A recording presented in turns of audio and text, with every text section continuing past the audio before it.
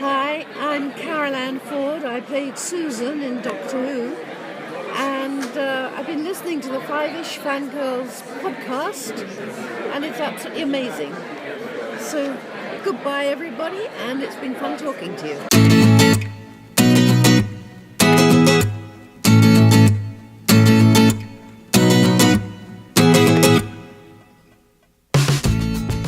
The tangents this week continue all the way to episode 208 of the Five-ish Fangirls podcast. And oh, Gellert Grindelwald, you big fat liar, you. We're going to have words. Oh, yes. Or Welcome, maybe everyone. let other people have words. Yeah. I'm a chicken. Yeah. Welcome, everyone, to this week's episode of the Five-ish Fangirls podcast. So glad you joined us. Let's start off like we do every week. We're on the virtual table and see who's joined us this week. This is Brittany in Bethlehem. This is Holly from Wisconsin. And this is Rachel in Indianapolis, Indiana. Hello, everyone. Hello. Hopefully those who celebrate had a good Thanksgiving break. And didn't get completely snowed in. Yeah. No, I got snow last night and all day today, so it was actually really tolerable Thanksgiving and Black Friday weather-wise, so we were very fortunate. And I can proudly say that I got the last piece of pumpkin pie. Woohoo! Yay! That's always a good thing. At the Thanksgiving meal, so Yay. go me. All right, well, since we took last week off because of the holiday, the news has bunched up a little bit. So let's jump straight into it. First up with some convention news. So PopCon Fort Wayne, which is coming up very quickly. This time next month, I will be in Fort Wayne, which is crazy to think about because that means a year will be almost over. Is they among the voiceover actors that they've already announced? They have announced Barry Bostwick is going to be at PopCon Fort Wayne. So, practice your time warp, or as he likes to say, folk dancing. Or if you're a fan of Spin City, I guess, or Yep. any number of other things that he has done.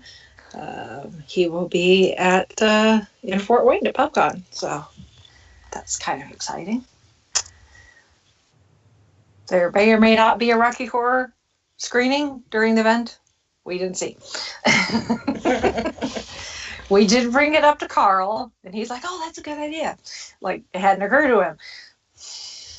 Dude, classic. Barry Bostwick.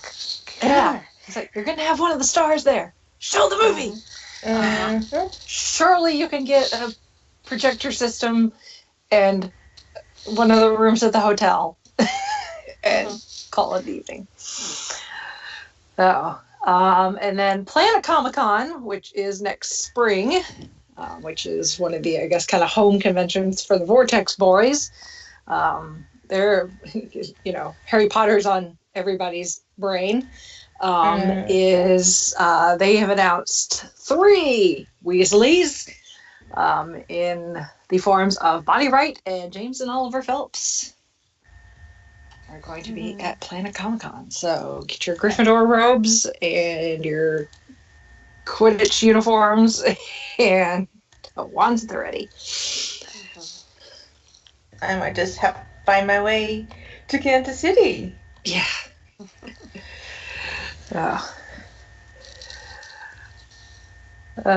So there's that. And then, excuse me, there have been some trailers that have been released, including a teaser for Toy Story 4, which looks interesting. There's a spork with arms. Oh yeah, I've seen that. Like, how is that? My brain's I mean, I love sporks. There's not a lot of places that, you know, you can get a spork as your plasticware. I love me a good spork. It's definitely interesting. So, there's that. We got the first trailer for Pokemon Detective Pikachu. I still can't believe this is going to be a thing. With Ryan Reynolds as Pikachu. Yeah. I mean, I love Pikachu. It's one of my favorite Pokemon because Pikachu is adorable. But, you know, growing up on the Pokemon cartoon and everything else Pokemon, where Pikachu is just Pikachu, you know, to hear he's not even doing a voice. It's just Ryan Reynolds coming out of Pikachu's mouth. It's very weird. Yeah. Very, very weird. When I saw Ralph Breaks the Internet, they had a trailer for that, and then they kind of did a cut where when he was talking to somebody else, you could hear that you know the classic Pika Pika Pika Pika. It was just like, not quite sure. Yeah, so we'll see. I'm just afraid it might turn into, you know, Pokemon Pool. Yeah. Pokepool. Which I've seen a lot of that already. Yeah. Well, that being said, speaking of Deadpool, speaking of Deadpool, we got a trailer for Once Upon a Deadpool, which is going to be the PG-13 rated Deadpool 2. Which, if you're a fan of The Princess Bride, yeah, and or Fred Savage, it's a hoot. I don't know if I forgot that they were doing the PG-13 version. So, I just I was surprised when I saw it. I'm like, wait a second, did I know? Yeah, it's so funny. I'm excited. I'm excited to see what they do because I imagine, you know, knowing Ryan Reynolds and Deadpool and the way they have done the 2 Deadpool movies and the marketing and everything, that this is not just going to be they took Deadpool and cut out the really raunchy, inappropriate stuff. That surely they probably got alternate takes. Yeah. They probably reshot some stuff. They probably done new shots once they decided they were going to do this. So it's not going to be the same movie that came out. Which already been out. My wallet will be quasi crying when it hits the release shelf. I can't wait for the fourth wall breaking. Oh yes. There's gonna be I could just see it now. Same. So much fourth wall breaking. Like, oh, you expected this? Guess what? Guess what? That's so funny. Instead. Yes. And then the last trailer to drop, which if you're our age, thereabouts, if you're part of our demographic,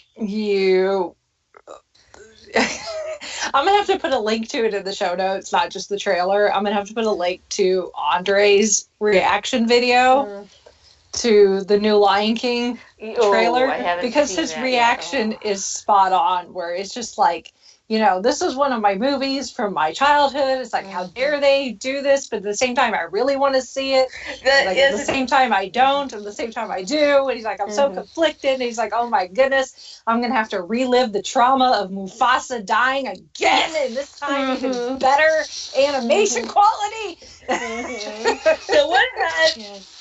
Someone posted a picture of the new Simba being held up by Rafiki and said, "This is the new one that we have to watch." Saying, "Dad, are you Yeah. I'm not 5 anymore." Which I didn't even think about that when the trailer dropped. The trailer dropped. I'm like, oh, this looks so good. Like the animation just looks, because it's all CGI. Mm-hmm. It's like, oh, this looks so good. It looks so realistic. I hadn't even thought about the death of Mufasa and how I'm still not over it over 20 years later. Yeah, So, I mean, just even the cartoon Simba trying to pat, paw Mufasa's paws. Like, oh, we're all going to need therapy. It's going to be like Infinity War. Yes, exactly. Which movie am I going to walk out more traumatized from next year? The fallout from Infinity War when we get Avengers 4, or the new Lion King?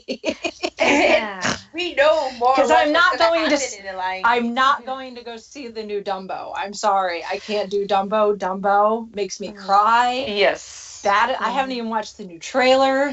People have been like, it put me to tears. I'm like, no, thank you. Then Rachel, you might want to walk into the movie theater later if you'd go see Ralph Breaks the Internet. Okay. That was one of the trailers I got, and I was tearing up. Good to know. Yeah, I was like, wow. Because, I mean, I have a hard enough time when I was younger watching the Baby Mine section of that. Oh, my God. Crying I can't listen to that song. That song just ugly crying. Mm-hmm. And they used part of it in the first teaser for Dumbo, and I'm like, and they used it more in the trailer. And they used it in the trailer, too. Yeah. Getting chills, I'm getting teary-eyed. Oh my God. I was recording the trailer, and then when I went to see the movie, I'm like, oh, right, Disney. It would be a Disney movie. Mm-hmm.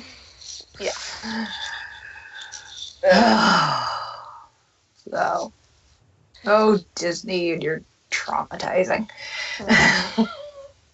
So, and still traumatizing us with the new but same.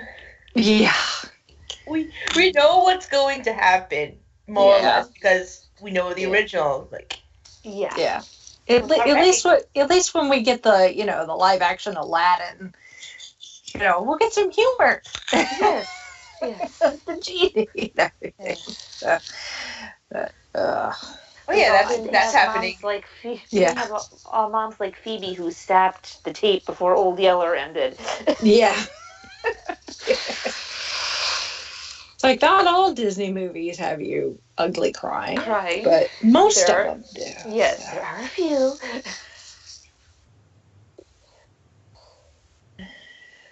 So, there's that. I'm fully expecting for Mary Poppins Returns to make me ugly cry too, so. Who's ready for the live action Bambi? Brittany, don't be giving him ideas. Yeah. Let's move on to some happy stuff. Speaking of things Disney owns and does, and Marvel, Agents of S.H.I.E.L.D., which isn't even back yet, but it's already been renewed for season 7. Yeah, I was just like, pinch. Is this an April's Fool's stage joke? 6 months plus early? What's the deal here? Yeah. When I started seeing it, I was like, well, I already knew it got renewed for the next season. And they're already filming it. And then I saw the number, and I'm like, oh, okay. And I feel like I've seen Ming Na Wen post pictures from on set. They're filming season 6 right now. I've seen Chloe Bennett's picture of the new Quake outfit. They went purple. It's like, guys, I know it's a slow news day, but come on. Just a reminder, we were renewed, even though we're already filming it. It's like, season 7. Cool. It's like, I'll take it. I saw people sharing it. I'm like, because people do sometimes share old news. I'm like, guys, this is old. And then I started seeing the number. I'm like, wait, I thought season. So I had to do some research. I'm like, to IMDb. Yeah. It's like, wait, what season are they on now? Oh, okay. So my fear, because I was slightly worried that season 6 was going to be the end, because since they switched. I thought so too. I was like, considering where things had been going. Like, they'll get season 6, they can wrap things up, and they could, everybody can go off into the sunset. Like Phil already did it. Please bring back Phil. Yes, please open these. But the fact that it's already, that there's we know for sure that there's going to be a season 7, just makes you kind of wonder what they're planning as far as plot and how, if, it may or may not tie into the greater MCU. Right. I wanted to stick with the spring, summer. Or do you think? Well, no, because I don't know what the plan is. Yeah. I don't know. And you can't tell me with that shield technology that Coulson wouldn't have a dwarf from Tahiti or something to travel back and forth without any problem. Mm-hmm. And still no news yet if season 7 is going to be on ABC or Disney streaming service. Right. Still to be decided. Right. Because we still don't have an actual release date for the streaming service. Just that it's going to be next year. Right.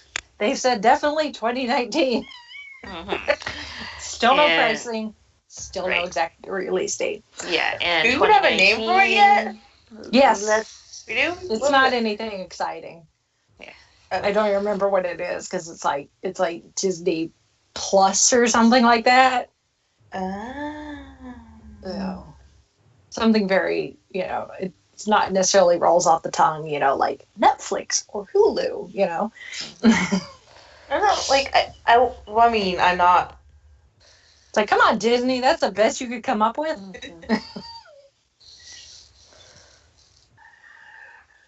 No, I will take it, no matter what service it's on. Same. So there's that. And then moving over to Doctor Who for a moment.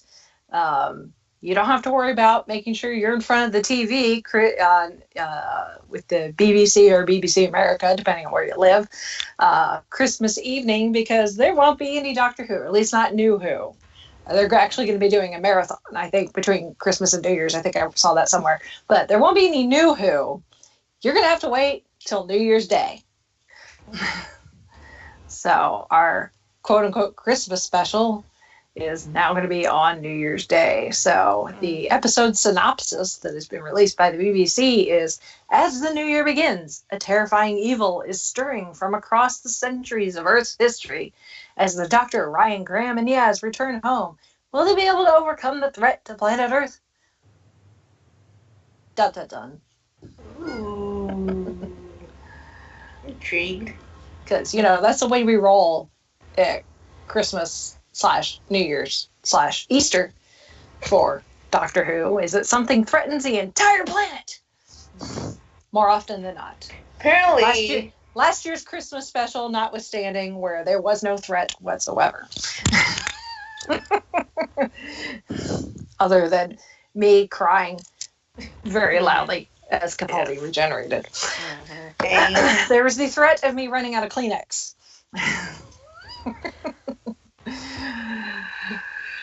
So, and they have released an image of Jodie Whittaker in a scarf.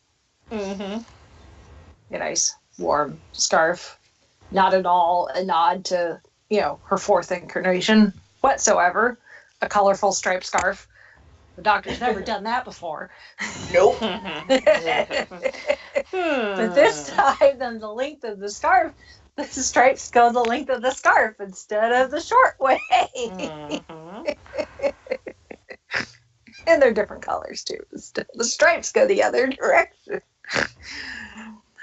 Oh, my. And then recently Disney held one of their Destination D events, which is kind of like a mini D23, where they made some not necessarily new announcements. So there's some new announcements, and then there's some updates to stuff we already know is coming. So we now have the official attraction names for the 2 big e-ticket attractions that will be part of Galaxy's Edge. So there will be Millennium Falcon Smuggler's Run. And then Star Wars Rise of the Resistance. Ooh. So and obviously the first one, you're on the Millennium Falcon. If you've seen the satellite images, you can see the Millennium Falcon in Galaxy's Edge. It is the body of it is there. So obviously the first attraction, you will be in the Millennium Falcon, you will be helping pilot it, that sort of thing. The other attraction will apparently put guests right in the middle of the battle between the Rebels and the First Order.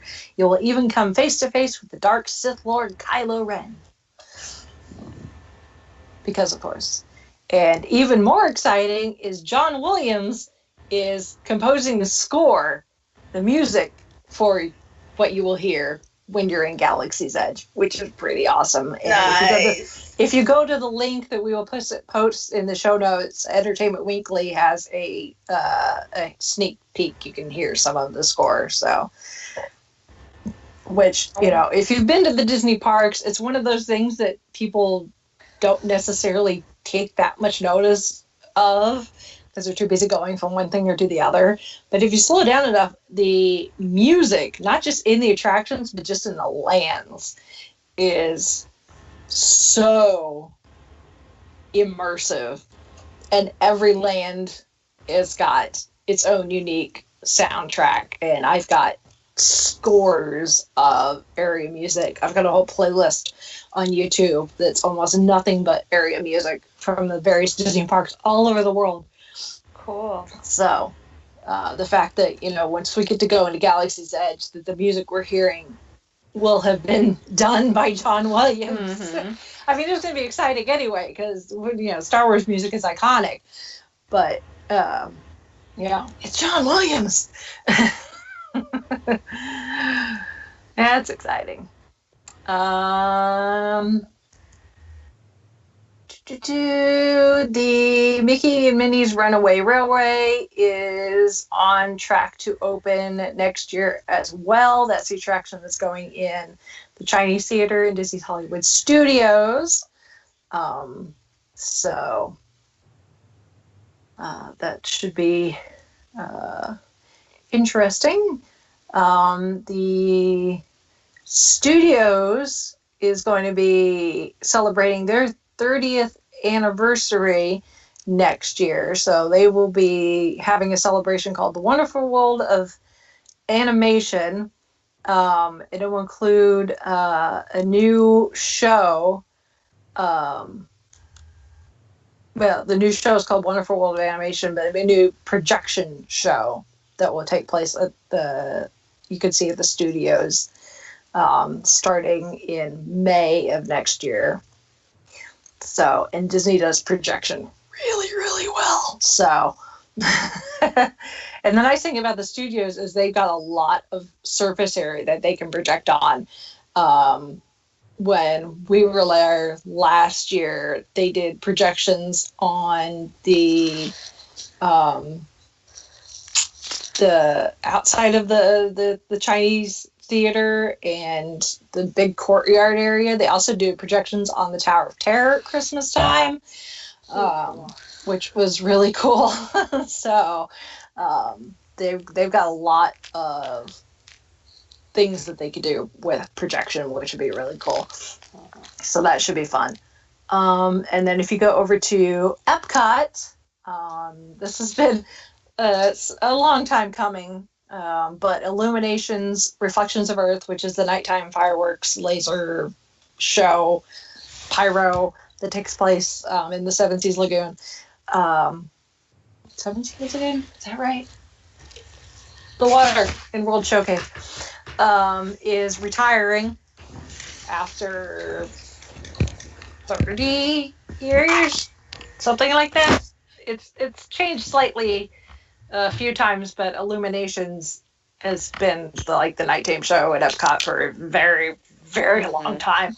They're going to be getting a new show that doesn't have a name yet. It's going to open in 2020. And apparently when it opens, it's going to include a celebration of how Disney music inspires everyone around the world. And it will use a combination of pyrotechnics, lasers, LED lighting, water effects, as well as custom-built floats. In the meantime, there's going to be an interim nighttime show, World Showcase Lagoon. Sorry. Getting my Disney's body water mixed up. But there's going to be an interim show called Epcot Forever, which will feature fireworks, lasers, lighting effects, and a lively soundtrack of beloved Epcot favorites. So there is that. And one thing that they did announce that I did not know was coming, at least not this specific thing.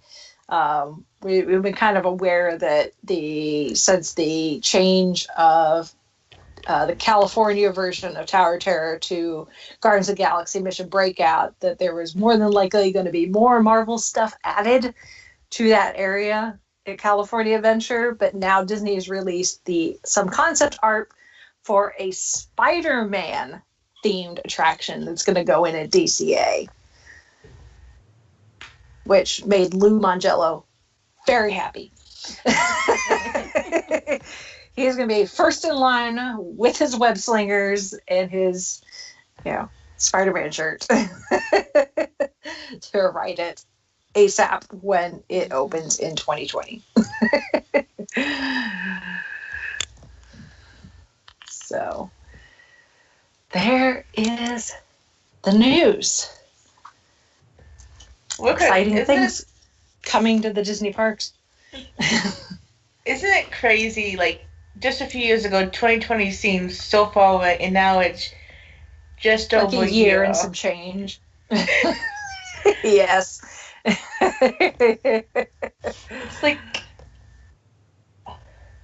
look crazy. Yep. Just a little. It's like, so we'd heard about Star Wars, Star Wars expansion. It's like, that's so far away. Yeah, it opens next year now. It'll be open this time next year. Crazy. So, I'll take it, though. Disney wants to keep adding, especially Marvel stuff. Even if it's all the way out in California, I will take it. It's just... Plus, the Marvel stuff they're putting... Yeah. Then the Marvel stuff they're putting at Paris and some of the other parks. So, I really need to get across the pond. Once that stuff's open, not yet. Yeah. All right. Let's move on to this week's topic. If you have not yet seen Fantastic Beasts, The Crimes of Grindelwald, leave now. Turn off the podcast. This will be full of spoilers. Yes. You have been warned. Which is why Chrissy is not here. She's working anyway, but even if she wasn't working, she would not be joining us because she's not seen it. So she's trying to avoid spoilers, I think. At least as far as we can help her, we're trying to help her avoid spoilers. So, that being said, spoiler warning has been announced. Moving on to the spoilers. So, Crimes of Grindelwald. Where to start? Yeah. It took me, because you know me, I'm usually there like Thursday night seeing these movies. One, because I'm a big old fangirl, and two, I want to avoid spoilers. However, I was traveling when Crimes of Grindelwald was released, and then when I got home, I proceeded to be sick, because Chauncey got the Concred and gave it to me. Because you can even get Concred at technology conventions, just in case you didn't know. So... It's a con. There are different types of Concred. Yes, Concred is Concred. It does not discriminate. If it's a convention center full of people who can pass around germs, there you go. So that being said, I did not see this movie until the Monday after it had been released, which is late for me. So trying to avoid spoilers was interesting. I did good though, because I didn't get spoiled on anything. The only thing I did see was someone's comment that this was essentially the Empire Strikes Back of this set of movies, and they're pretty spot on, actually. This is the Empire Strikes Back, where you get a lot of information, you get some character development, but then you get some information, and the movie just kind of ends, and you're like, what? Yeah. Yep. Wait a minute. Yeah, and the fact that we have, count them, 3 more. Yeah. So all is said and done. Yeah. Yeah. At least with Empire Strikes Back, you had one more coming, and you knew you would get some answers. Yes. Well, at the time, you knew they were getting one more. At the time, yeah. At the time. Now, not so much. Yeah. But with this, we're getting 3 more movies. So, we're going to get our answers eventually. Yes. Mm-hmm. And if we keep getting them every 2 years, that means it's going to be like 6 years from now before we get all of our answers, more than likely. Which, shut up and take my money. I'm going to show up, but because they have decided to do things this way, it has left the fandom confused and in some cases ticked off. But I think a lot of it comes to this doesn't answer any questions that you may have had from Fantastic Beasts and where to find them. So I don't even know where we want to start with this. So, other than Gellert Grindelwald is a big fat liar. We can start with that, because that's kind of that's the big one. We almost literally got a "no, I am your father" type moment, because, and I didn't even realize that this was kind of the plot. The A plot is that Credence, because we know he survived because that little piece of his Obscurus, floated away, therefore he survived. That this kind of whole plot, one of the main plots, is he's trying to figure out who he is because he had been adopted. The woman, was his adopted mother in the first movie, that awful woman. And he has questions about who he truly is, who his biological parents are, and if he's got any actual biological family. And it goes through this whole thing. There's, this whole sub-minor plot that some people think that he's the lost Lestrange child, because apparently the Lestrange's family tree is even more convoluted than the bits that we saw that are part of the Black family tree.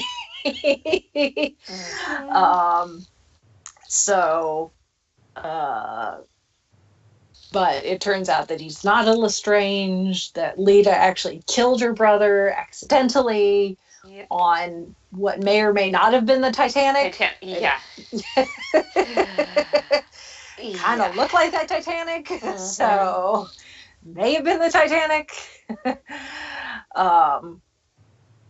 So he ends up going with Grindelwald at the end, which should not be a surprise, because Grindelwald, as we know, is very, very persuasive. Everything that we know about Gellert Grindelwald from the books and Pottermore and everything, he's a very persuasive individual. So Credence, someone who's very lost and has a lot of questions, and Grindelwald assures him he can give him the answer to his questions. Credence goes with him, and Grindelwald tells him that he's supposedly a Dumbledore, which is a bunch of BS.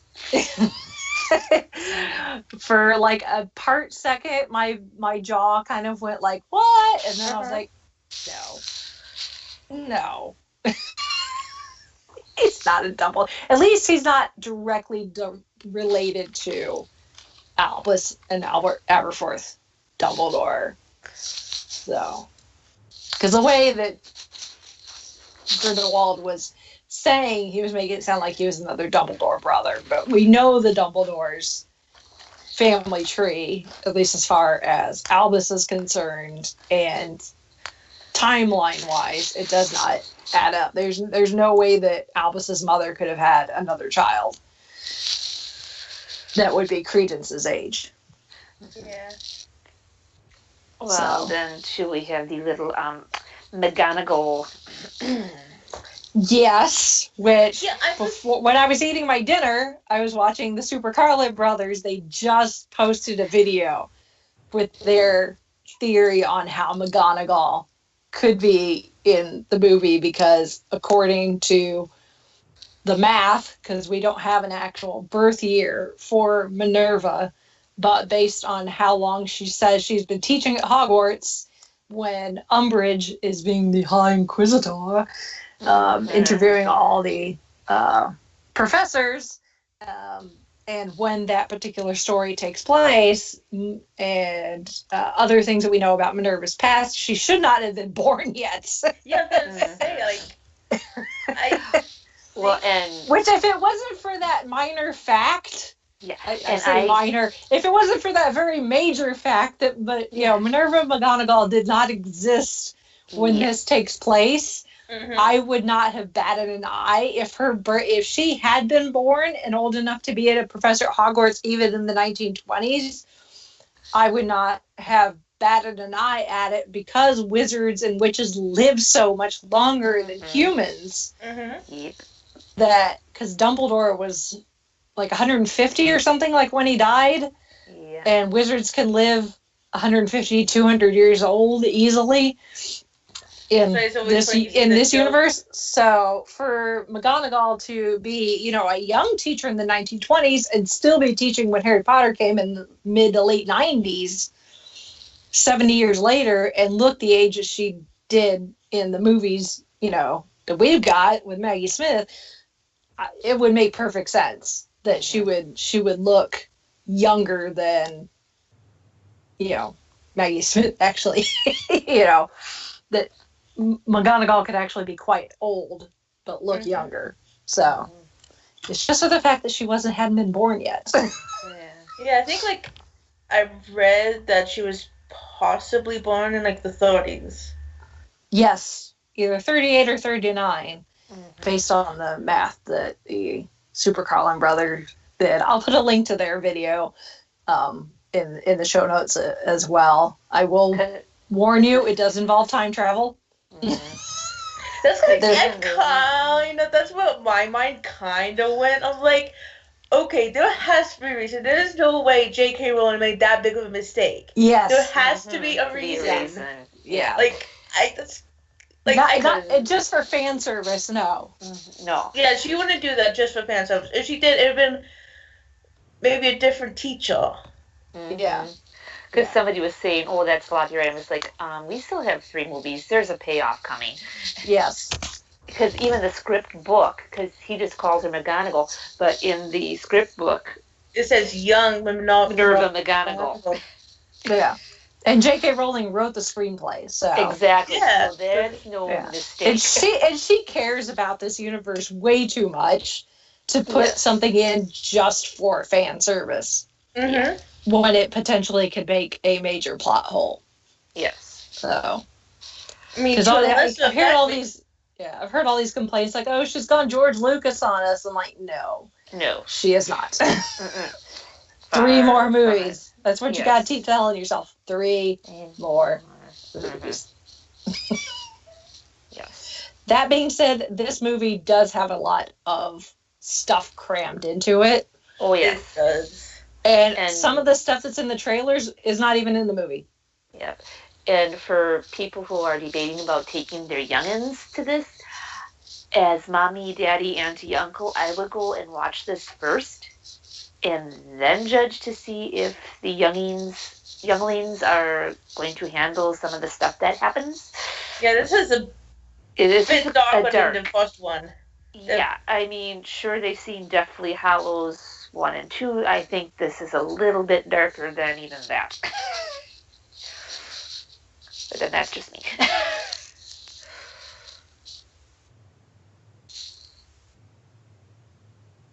Yeah, because it is kind of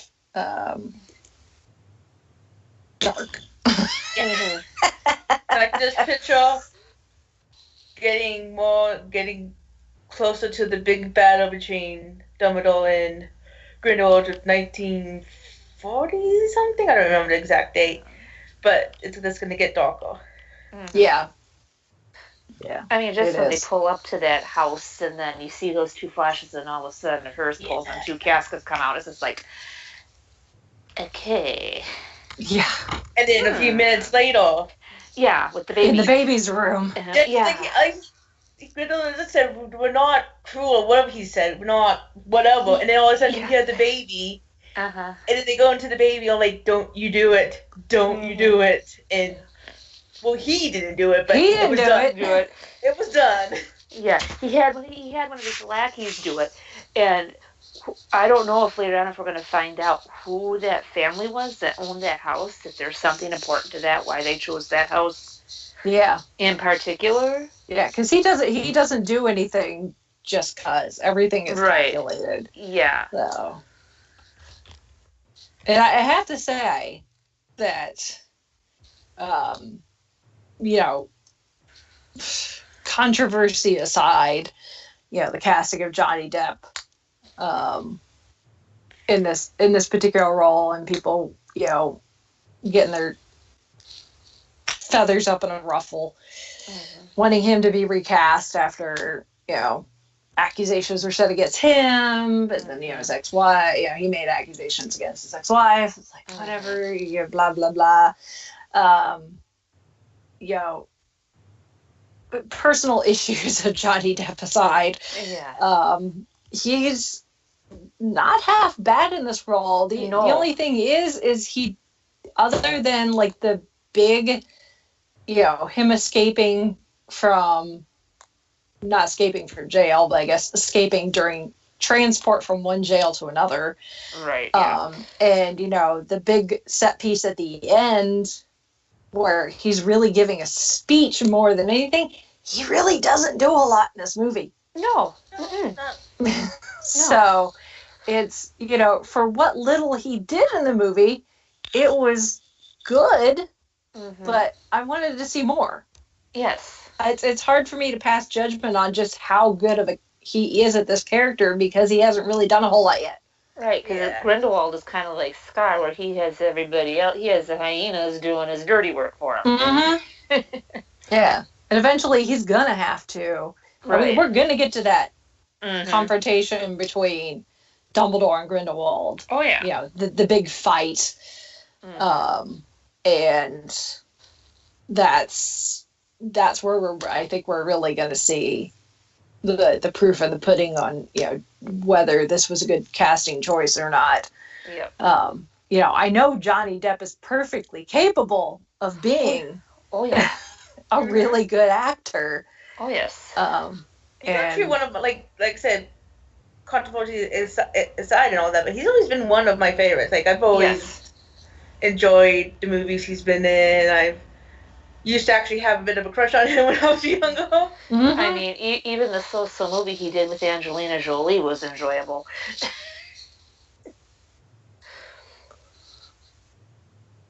So, but I want to see more. It's going to be another 2 years before we get to see, you know, how he does. Yeah. So it's kind of hard for me to pass judgment on. You know, it's like, oh, what do you think of Johnny Depp as Grindelwald? So far, so good, but I need to see more. Yeah. So, I mean, the other cast, I mean, most of the characters we see are characters we've seen before. Obviously, Eddie Redmayne is Newt Scamander. amazing as always. Yeah. He does such a good job with us as Newt. The fact that they've never outright said it, and that's probably because it's not necessarily something that maybe is a quote-unquote thing in the wizarding world, but the fact that he comes off as someone that's probably, if he was in our universe, would probably be on the autism spectrum. Yes. He does a very, very good job of keeping Newt still a very multifaceted person. And very relatable. Very relatable. Oh, yes. Yes. Obviously, we see the return of Jacob and Queenie and the Super Carlin brothers. Called that one in their prediction video that Queenie would turn to the dark side. Yeah. But I feel so sorry for Jacob. Yeah. Yes. Oh. Yeah. The dude deserves a happy ending. Yeah, they both do. Yeah. Mm-hmm. Yeah, they both do. And I think Queenie and Jacob they're so cute together. Yes. And could, have such a bright future if it wasn't for the fact that the American Wizarding Society is backwards. Yes. So I'm with Queenie. Just move to the UK, to Europe, where their laws are a bit more, they're not as strict. And call it a day. And you think it would have been the reverse, where the US would have been a little more lax and the. No, when it comes to our across the pond counterparts, they've always been a bit more liberal when it comes to things that we've tried to have laws against. Yeah. Here in the U.S. Segregation. I'm looking at you. True. You got one on us, England. So, I just, I hope that eventually that, Queenie will see the error of her ways and this doesn't turn out badly for. I'm hoping, when she said that, when she was talking about Credence saying that he's not sure if he made the right choice, I'm hoping she's kind of thinking the same. Yes. Come on, Queenie.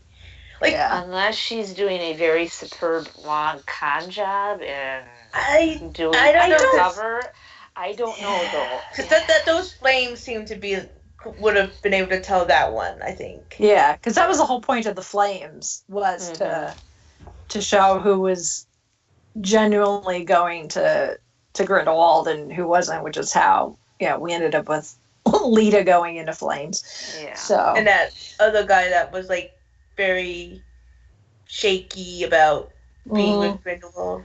Mm-hmm. Oops. Oh. So, speaking of Lita, what did we think of her? The little that we had. Yeah. I was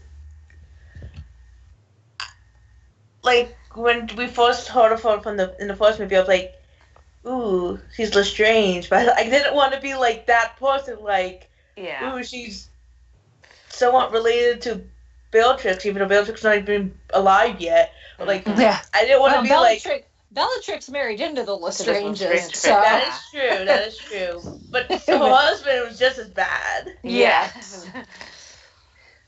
So it's I'm thinking, okay, don't think that.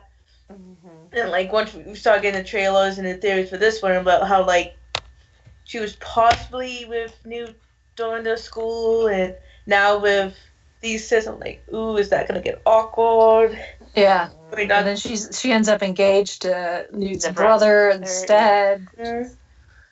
Awkward in itself, but Newt doesn't seem. I think Newt carried around the picture of Lita in his case, not because he was romantically interested in her. I think she was interested in him. Yeah, definitely. But I don't think he was interested in her. I think he just was trying to. He had fond memories of someone that didn't treat him like a weirdo when they were at Hogwarts together. He saw her as a good friend. Yeah. Or, with a relationship of like a sister. Yeah. Yeah, I think it was a more brother-sisterly affection that he had for her. Mm-hmm. So, which is understandable. Because, apparently he's, more got the hots for women who have salamander eyes. Yeah. I love that scene. Both when he was talking with Jacob and then with Tina. Yeah. And then my little quibble. Who in the heck fact checked that magazine? Oh my god, right? It seems like it was probably maybe a wizarding tabloid. Probably. So, they'll print anything. Even, tabloids that we have for real are like that. Go to any supermarket and look at, the Star, the National Enquirer, and they're like, Elvis found in hiding. Works as a hardware store owner in, Akron, Ohio.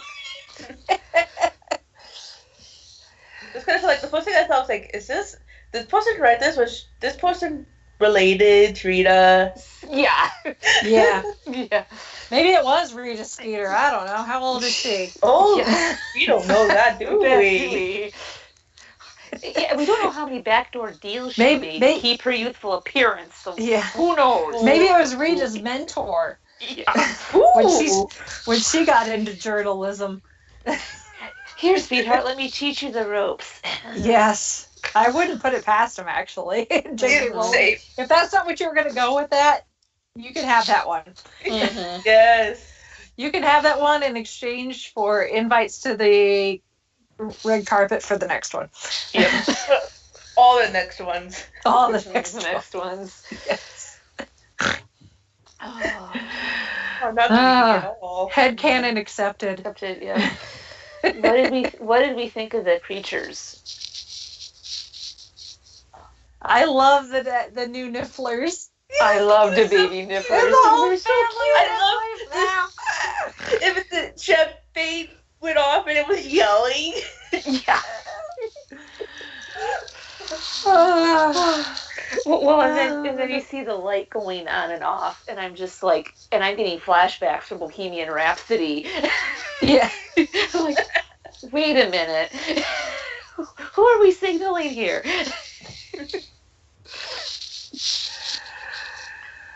I love the nifflers. And then, the little niffler trying to tuck the silverware or whatever. And yes. Ouch, and it's too big.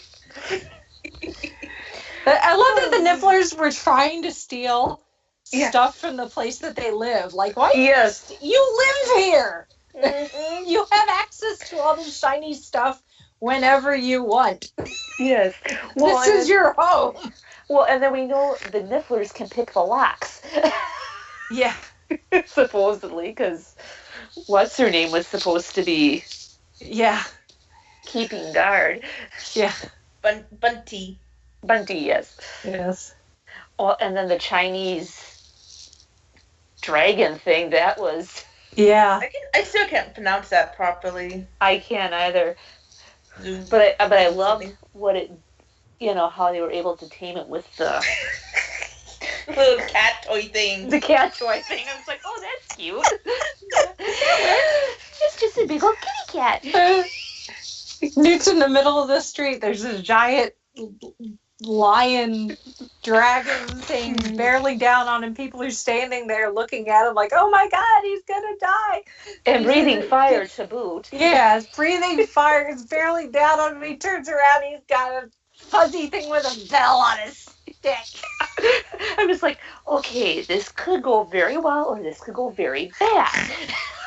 Well, it's Newt, so you gotta assume that he knows at least somewhat what he's doing. Yes. Mm-hmm. So, for the most part, he's proved himself competent when it comes to creatures. So yeah, but it was just like, I would hope so. He's right. Yeah, that was just like, please don't let this be the first time that it's a oops. Yeah, back to the drawing board. And it's just, and you know, the fact that Tina does the same thing later just Yes. goes to show how Yes. perfect she is for him. Yes, exactly. Mm-hmm. It's like, I got you, Newt. Yeah. I understand you. So drop that guy you're seeing. Come on, Tina. Yeah. He was just a jealousy rebound guy. Yep. Mm-hmm. Like, you need a man that knows his way around a cat toy. Yeah. Well, and then Jacob telling Newt not to bring up the salamander. I was like, come on, Jacob. If anybody who's going to get that, it's going to be Tina. Yeah. And I love like when he was like, he started saying the eyes were like, oh no, he's going to, and like he's still like, no, I shouldn't. Mm-hmm. Well, and then in Jacob's scenes with Nicholas Flamel, those were ow. Oh, sorry. Like, no, I'm an alchemist and therefore immortal. Yeah. And then he opens up his safe and there's a sorcerer's stone. Don't. Yeah. Yeah. I know what that is. It's like, oh, there's the thing. Oh my. Well, speaking of how Jacob and company wound up getting to Nicholas Flamel's place, Yeah. thank you, Albus Dumbledore and Yeah. Jude Law. Awesome. Yeah. Or as everybody's been calling him, Hot Dumbledore. Yes, exactly. Although I saw something, I think it was on Facebook, I think it was today, where it was a picture of Jude Law as Dumbledore and then like Dumbledore from like the first Harry Potter movie. Mhm. It's like, are we gonna see the point where Dumbledore decides that, you know, clean cut gray 3-piece suits are no longer fashionable, Yeah. and instead decides that jewel flamboyant toned robes are where it's at? Yeah. Like, are we going to see the progression from Hot Dumbledore to I'm going to wear every color in the rainbow Dumbledore?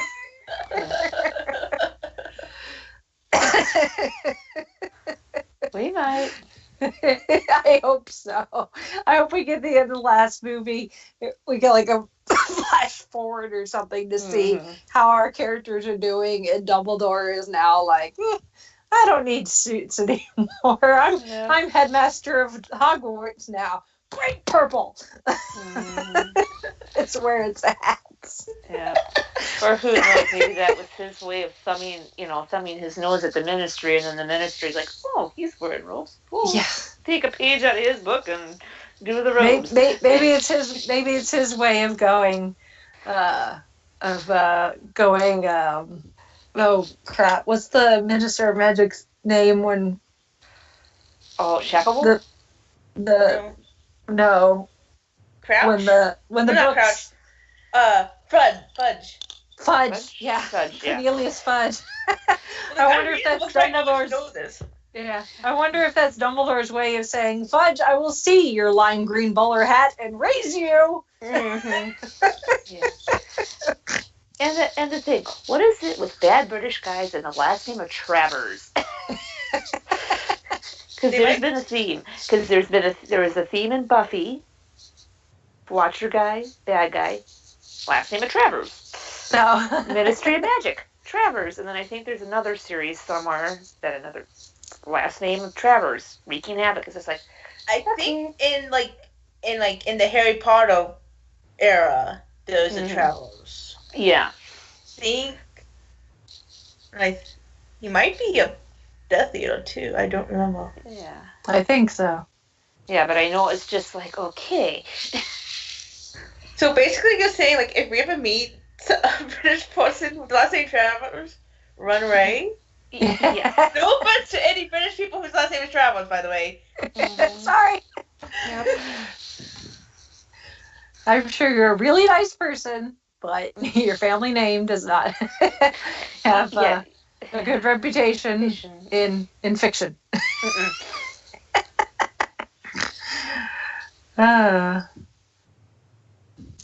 Well, P.L. Travers are with the Mary Poppins books. Oh, yeah. But she married into that name, so. Yeah. Like, I couldn't help but laugh, though, like, with the whole thing between Dumbledore and the Minister. I'm like, he does not do well with the Ministers of Magic, does he? Like, I was like thinking, Dumbledore has always been his own man. That is true. Yeah. He doesn't care for authority too much, but he can do an authoritative role pretty well. Yes. Mm-hmm. So what did we think of the explanation of him being from defense to transfiguration? That, like, he was kind of forbidden to teach defense to anyone because he wasn't willing to go against Grindelwald. Interesting. Yeah. I think maybe they were trying to hit him where it hurt. To, get him to confess. Because I don't know if they've really investigated what that charm was, which we found out, was a blood oath between Grindelwald and Dumbledore. Unless there's more to play than what we know. No, I'm sure there probably is. Mm-hmm. but good on Mama or Daddy Niffler. Yeah. For getting that. As soon as the Niffler took off, I'm like, yeah, you're so pickpocketing that from Grindelwald, aren't you? I was gonna put up a think Niffler to rescue. Yeah. He's the true hero of these movies. Mm-hmm. And then Dumbledore offering him a Newt tea. He's like, yeah, but you better hide the silverware. Yeah. Yeah. Make sure that the room of acquisition is Niffler proof. Yeah. Oh, goodness. Oh, good heavens. Could you imagine a Niffler let loose in the room of requirement? Oh, that too. Or Gringotts?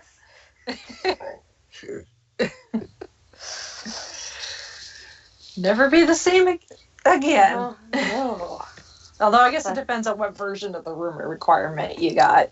If you got the version, if you had the room where Harry hid his potions book, Niffler would die of starvation before it picked up everything shiny, I think. Mm-hmm. And the lost diadem of Rowena Ravenclaw definitely would never be seen again. No. Like I told Brittany, the Niffler is a certain TV thief's spirit animal. Yeah. Parker's. Mm-hmm. Like, I forgot he had the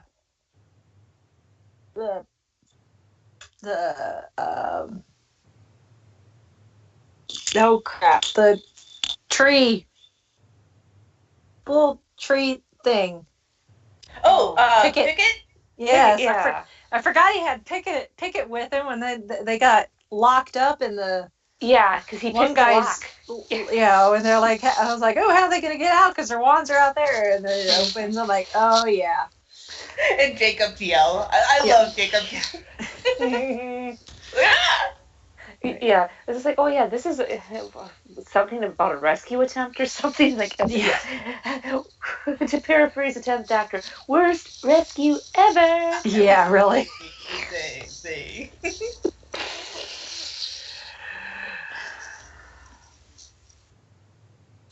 Oh my. What else? Nagini was interesting. There's more backstory to that. And Oh yeah, I think up. she's gonna have a lot more to do. Mm-hmm. I think going forward, because she didn't do jack squat really in this movie, other than give someone for Credence to hang out with. Right. Yeah. Because we don't know the backstory of how long and when it took her to stay in snake form permanently. Yeah. And how in the heck she winds up teaming up with Voldemort. Yeah. So it makes me wonder if Voldemort is not some shirt tail relation to Grindelwald or some, one of those families. Well, that's a possibility. I mean, maybe. one of my off-the-wall theories is Credence I mean, gets his memory kerplunkered, has his name changed to the last name of Riddle or Marvello, and here we go. Tom Riddle. But I don't know. Well, Riddle is the Muggle family, so it would have been that. Yeah. Yeah. And we see that he does have magic because he gets the wand. Yeah. But yeah, I don't know. Yeah. We know nothing about this. Yeah. I love and I hate at the same time. It's like, off the wall theory at 2 or 3 o'clock in the morning. Not gonna make too much sense, but it sounded good at the time. Yeah. I mean, I've read Crazy fan fiction. Yeah. Yeah. True. Yeah. I think we. Well, because this is 1927-ish. With this, because this essentially takes place 6 months after the last movie. Yeah. So in the big battle, the legendary duel between Albus and Grindelwald is in 19. I want to say 45 or 40 something like that. Yeah, sometime in the 1940s, I think. I just, like I said, I'm reading the books right now, and I'm actually on Deathly Hollow, so I'm getting close to all this information. Yeah. Well, I just watched a Super Carlin Brothers video, and they talked about what year it was. For some reason, I have the 1950s in my head, but I don't think that has anything to do with that. I think it has to do with when McGonagall started teaching Hogwarts. It's actually, because I think you're right. I think it was in the 1940s. The duel. So, and then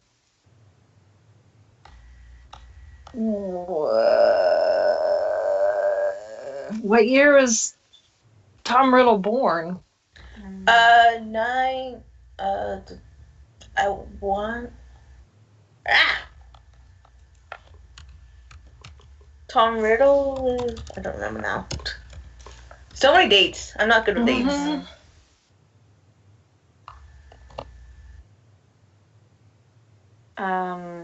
Okay, that throws December 31st, 1926. So that throws that out the door. Yeah.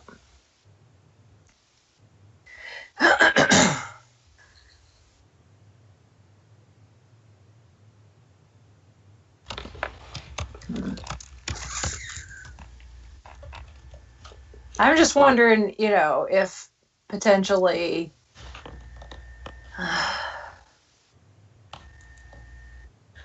Oh, real quick. The duel between Dumbledore and Grindelwald was 1945, so I just read about that. There you go. Okay.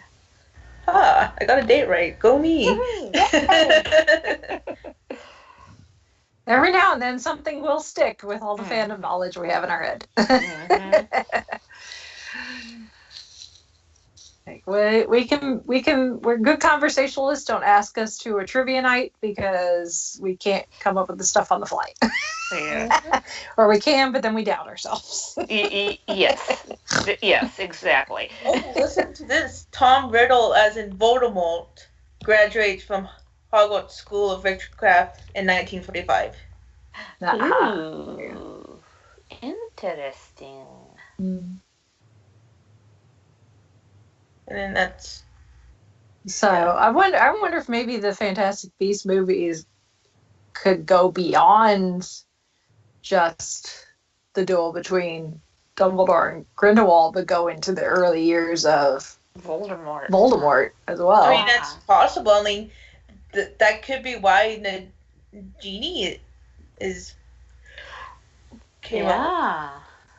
Like, and I don't know if you guys got the little video that I got, because I went to see the movie on the Tuesday before it was released, but we got kind of a little introduction by Jude Law and Eddie Redmayne in it kind of like this whole thing, like No. how all the Fantastic Beasts series and the Harry Potter series are connected, and they just show a whole bunch of clips between the Harry Potter movies and Fantastic Beasts. So like that's a good theory about how it might go beyond the whole thing with Grindelwald and. Please, please let that be a special feature on the DVD. yes, please. Could be. Mm-hmm. Very well could be. So. Oh my. Mm-hmm. Like I got out of the movie and I'm like, I have so many questions. Mm-hmm. And then Holly is like, 3 more movies. I'm like, oh. Uh-huh. Well, because I couldn't remember at first, and then, I was doing the research, and it's like, oh, man. Yeah. I mean, I'm not complaining, but it's just like, oh, boy, how many more questions, and we got some answers, but how many more questions are going to get asked that we're going to have to wait for answers for? Mm-hmm. It's like reading the Harry Potter books all over again. Mm-hmm. Which I'm wondering, like, do you think J.K. Rowling's ever gonna put like these stories? Like, we have the screenplay, but do you think they're ever gonna be like novelized?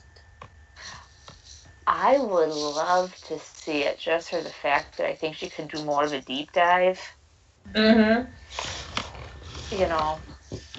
And give Maybe. a little more history. I would love that.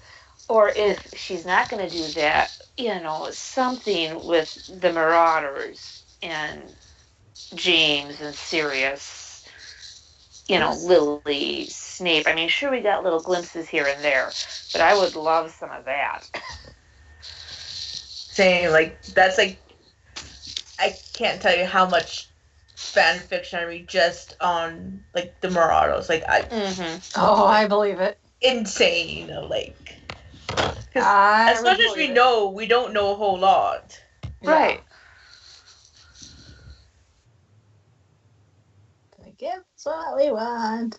And I think I've read, I don't know, maybe it was just hopeful thinking people have, but I think I've read that J.K. Rowling has ideas, not necessarily like the Marauders, but has other ideas for the Wizarding World. Oh, I'm sure she does. That's what I've heard. Because, like, I mean, I've seen people, like, hoping for Marauders, which I would love. I've seen people, like, wanting, like, the next generation kids. And, like, I've seen maybe even, like, a Founder story, which that would be so cool. Oh, yeah, with the houses? Yeah, I would love that. Heck, I mean, she can do her Corman Strike, regular adult novels, but then, come back. I mean, hey, J.K. Rowling, you got the fan base. We will. Yes. Or maybe even like. You got the fan base, we got the money. Exactly. Give us what we want. Yes. Like. I mean, you got 2 kiddos that you're going to have to make sure they get through university okay. I think she's okay for money. Yeah, but you know what I'm getting at. Contribute a little more. Think about the children, and by children we mean us, full-grown adults.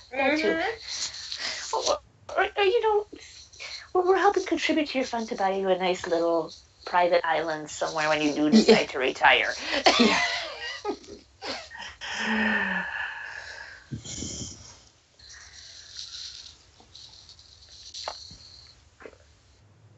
We just want to make sure that there's enough material and content that the Warner Brothers studio tour can continue without repeating themselves, and that the theme parks can continue to expand.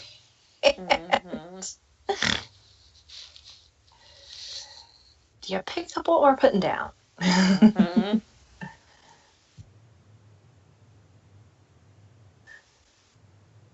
Oh. Yes, Fantastic Beasts The Crimes/Lies of Grindelwald. He committed a few crimes, told a lot of lies. Watch the next movie be called The Lies of Grindelwald. Like, it's interesting of like, I don't know. There's so much we don't know. Yeah. They like to do that to us. Mm-hmm.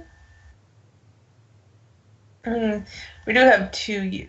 Well, they haven't specifically said, but I mean, if the pattern goes in. The trend continues, it'll be 2 years. I mean, that's not a bad thing. Like, 2 years is a long time, but it's also not in a relatively. Yeah. It's not. As we were just saying earlier. And like I said, we have 2019. It's like 2020 seems so far away. Not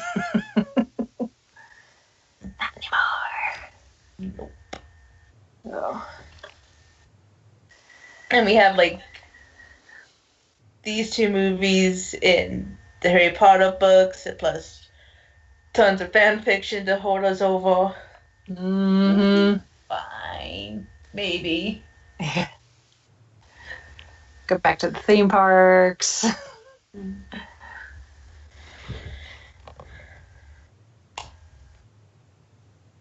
Fine with me. One thing that's, I don't know why it never occurred to me, but one thing that did strike me as funny is how different the Hogwarts school uniforms were in the 20s. Oh, yeah. I was like, why do they look so weird? I'm like, oh, yeah. Yeah, these things, styles tend to change over the years. There's like a 70-year difference between what we're used to and these. More than that, actually, because the Newt and Lena are students in the teens. Yeah. It's like a 80-year difference. Like, of course the school uniforms would have changed style. To me, they kind of look like, at least the robes kind of look like church robes to me, like a church choir. Yeah. The actual uniform itself, like the skirts and the pants and stuff, what like the kids wore under their robes, didn't seem that odd. But to me, the actual robes seem like choir robes you see in church. Yeah. Or quasi graduation robes. Yeah. Yeah. Oh. It was just one of those things. Or maybe they were all part of that frog choir thingy if they had it back then. Yeah. Could be. I did love in the flashback with Lita, that one Gryffindor that I don't blame Lita for. Oh yeah. Spelling her mouth away. Yeah. And then McGonagall opens it, undoes it. She starts talking, and McGonagall goes, whoop! Yeah, I was like, yes. Perfect. No, it was like, Minerva, why couldn't you have done that to Dolores Umbridge? Well, then some people are like, McGonagall never would have done that to a student. I'm like, are we talking about the same teacher here? Yeah. This is the same professor that when she found out Harry Potter mouthed off to Umbridge, she offered him a biscuit. Exactly. Exactly. The same one that found out when he was flying on a broom first year when he wasn't supposed to. He got a position on the Quidditch team. So. Yes. And a new broom to boot. Yes. So, yes, McGonagall would spell a student's mouth away if they were being obnoxious. Mm-hmm. Yes.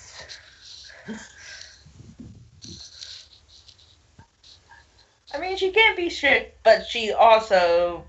Oh, yeah. Mm-hmm. And maybe even less strict. So we don't know exactly what's going on. Yeah. Exactly. Exactly.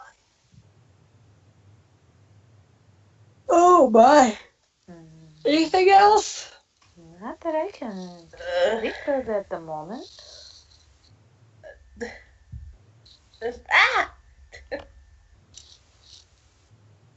So good. I need to go see it again. I meant to go see it last Wednesday, but then oh yeah, Ralph Breaks the Internet came. Like, oh well, okay then, never mind. And then since then I've just been walking. What? So many movies, so little time. Exactly.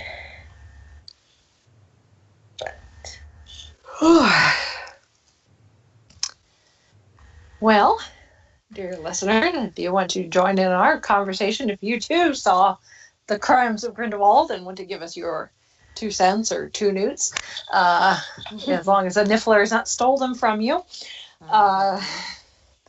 you can send us feedback. The easiest way to do that is to go to our website, which is the5ishfangirls.com. From there, you can find links to all of our social medias and our email address, which is 5ishfangirls@gmail.com. So you can send us an email, comment on Facebook, DM us on Facebook, comment on Twitter, DM us on Twitter, DM us on Instagram, send us an Instagram. Take your pick. You comment on the blog itself. Comment on YouTube. You can do all of those things. You could send a smoke signal, but we may not catch it, so probably nix the smoke signal. Also on our website, you can find links to the Goodreads book club. So if you are a fan of reading Doctor Who related books, you can come join us. We read a Doctor Who related book every month and then discuss it on Goodreads in our group. So you can do that. More days till the end of this for December's book. Last book of the year. Yes. And those of you who are chomping at the bit for the 13th Doctor novels, yes, that will probably be starting around March, April of the new year. I need to double check release dates for the physical copies of some of the 13th Doctor books, just to make sure. In between the 5 bazillion candy jar book releases. Yes, that and then all the other to be read books that people suggest. Yes. The candy jar books is not making it easy for us to fit in anything else. So it's all good. It's all yeah. Good. Don't get us wrong. I mean, we're not complaining. No. We're just stating a fact. Yeah. That candy jar books is very proficient at printing material. Yeah. They are the Big Finish of the book world. Yes. Yes, they are. Be glad we don't do Big Finish. Traveling the Vortex already takes care of that. Yes. Oh my. So yeah, the book club, there is that. Also, there is a link to our Patreon. If you wish to support us financially, you can do that via Patreon for as little as $1 a month. You can also, if you don't wish to support us monthly, you can support us if you shop on Amazon by using our Amazon affiliate link. All you do is click on that, do your Amazon shopping. Doesn't matter what you buy, we get a small percentage of it, and by small I mean small, but it all adds up eventually. We get a small percentage of your purchase. It doesn't cost you any more. You can use Amazon Prime. If you're a Prime member, get that free 2-day shipping.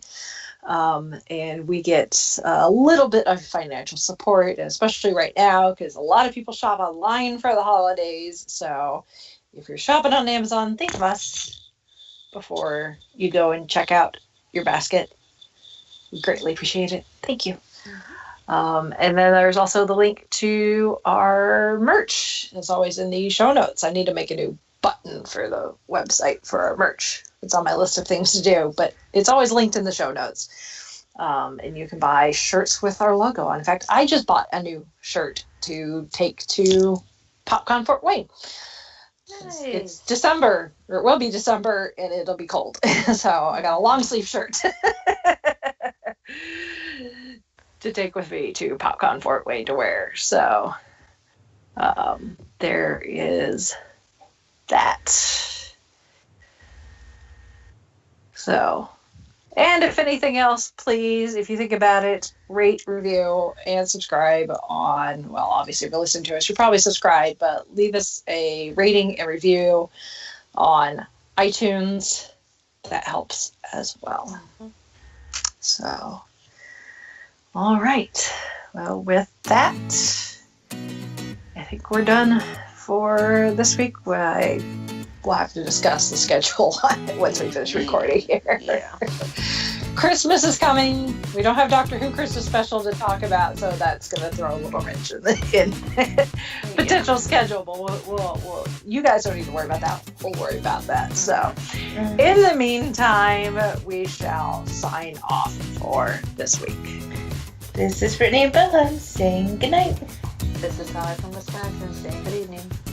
And this is Rachel in Indianapolis, Indiana. Have you hugged your niffler today? Just watch your pockets. Yes. Mm-hmm.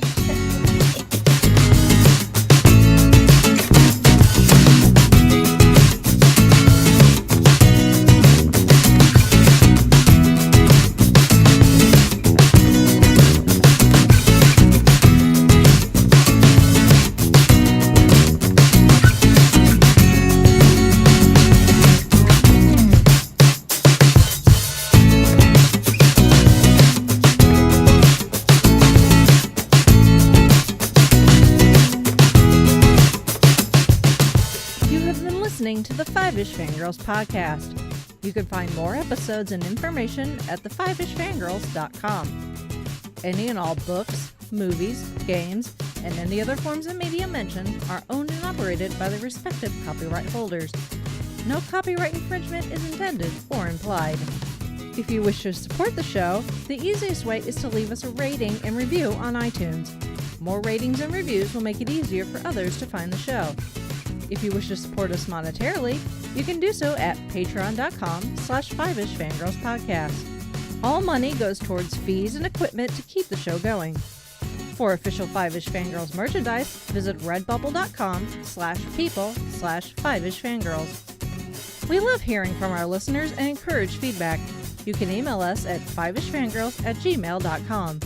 You can also like and follow us on Facebook at facebook.com/5ishfangirls. Thank you so much for listening, and may the squee be with you.